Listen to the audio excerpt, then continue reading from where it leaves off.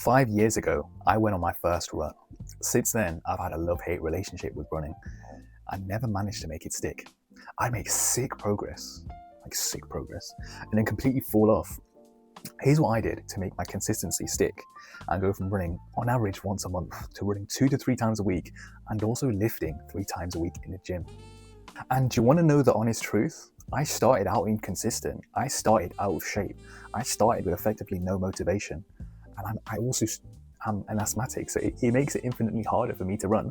But despite all those factors, I was still able to go from 0 to running a 5K and staying and becoming a consistent runner who goes for runs on average, I would say about 2 times a week, at a push 3 times a week. So if I can, why not you? I want to put a real emphasis on starting small. I always bang on about the Couch to 5K, and if you have never even considered running before and maybe you want to take your first step and go on your first run, the Couch to 5K program is the best place to start. And I'll talk about it briefly. And what I want to say is I allocate around 30 to 45 minutes for my runs. And when I first started the Couch to 5K, your runs are only going to last around 30 minutes. Start small. If you're not, just go for a run and just kind of figure it out on your own. That's easier said than done, and you will make mistakes. If you want a structured plan that will kind of keep everything in a tight loop for you and like guide you and literally hold your hand whilst you do it, the Couch to 5K is probably your best bet. But this isn't really about that. This is more so about making a start, starting small. And that is probably one of the best places to start. And then from then you can kind of make your own autonomous decision and then decide if you want to stick with it or kind of go your own way. I was in the midst of that a little bit and I ended up sticking with it and seeing it through to the end and then being able to run a 5K around three-ish months after my first run of taking it really seriously. If you're following a structured program and you start very small and you slowly start to progress over time, you alternate between running and walking. So if you're not comfortable running, you're only going to be doing it about 50% of the time. So if you allocate, let's say 30 minutes of your day to saying, I'm going to go for this run for 8 minutes, and it's split up into sections. It's split up into sections of just 1 minute blocks. So you run for a minute, you rest, run for another minute, rest, run, rest, run, rest. And you repeat that a couple of times and then you're done with it. That's it. Just run for a little amount of time and then slowly increase that over time. And what you'll notice is that if you make a slight improvement over time, if you do that consistently for about a month, 2 months, 3 months, you'll go from running a minute to 5 minutes, and then it increases to 8, and then it's 10, and then it's 15, then it's 20, 25, 30, and before you know it, you can run a 5K. That is just a very standard example of what progressive overload looks like, but you can apply it to anything in life if you want to progress and get better at something. Specifically talking about running, but this does apply to pretty much anything you do and you want to get better at. So how do you keep showing up? How do you keep consistent? Showing up, I would say, is all that counts, especially on the days where you can't be asked, because I'll be honest, I've had a lot of those days on my runs. I've probably wanted to go for around 60% of my runs, which means for the other 40%, I generally cannot be bothered to go on them, but I go on them anyway, because showing up is all that counts. Even if that run ends up being dog shit, even the fact that I went on it means I'm still going to make progress, because of the fact you show up for a run, you tell your mind that you're not a quitter, and then you reinforce that belief that you are more consistent, and then as a result of that, it's like this feedback loop, because if you never quit, or you keep showing up regardless of how you feel, is celebrate your wins.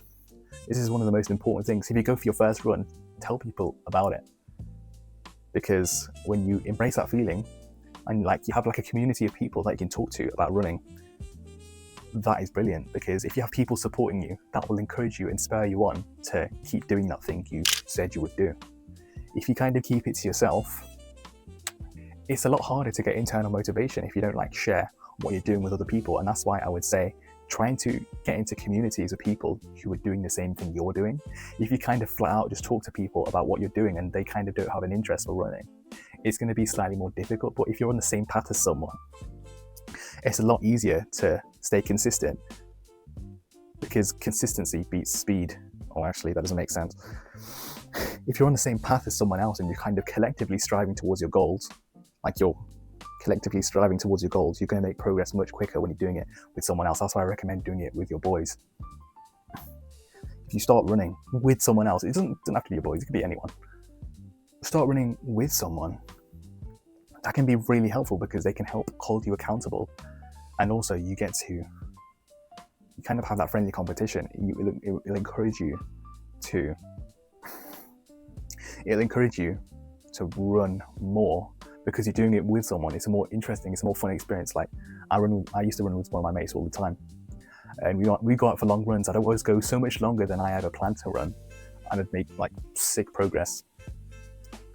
So try and find people kind of who share your desire to start something and do it with them rather than doing it alone.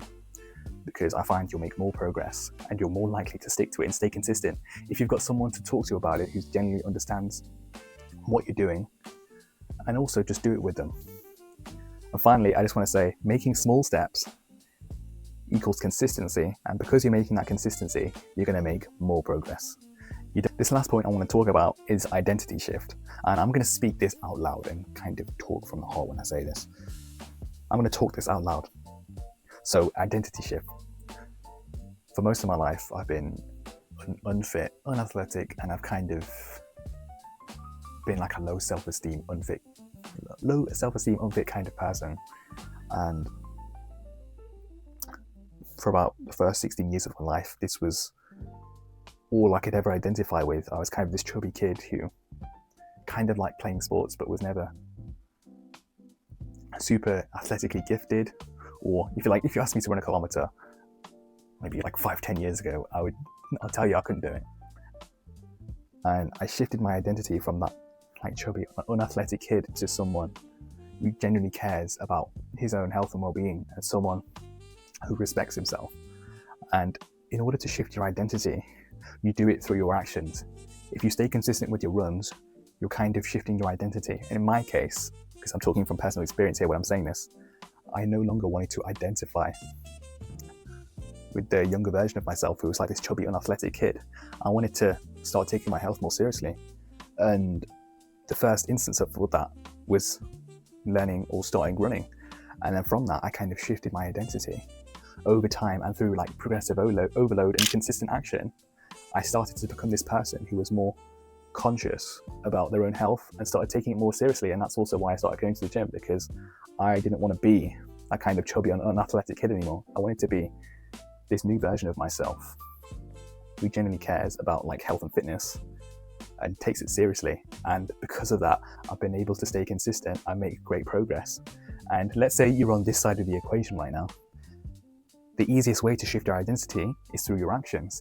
If you keep doing your actions over and over again, if you keep doing the same actions over and over again, you're reinforcing this identity and this idea that you are who you are and you can't change. But if you just take one step and slowly kind of build a bridge between who you are right now and who you want to be, you'll slowly start to change that identity and then become this new person that you've always actually wanted to be, instead of this kind of label that people have placed upon you, and kind of be the person you actually want to be. So that's where I'll leave you today. Making that first step is one, if not the most important, to shifting your identity and trying to become a new person. And in becoming that new person, you'll be able to shift your identity, take more consistent action, and then go from 0 to a consistent runner.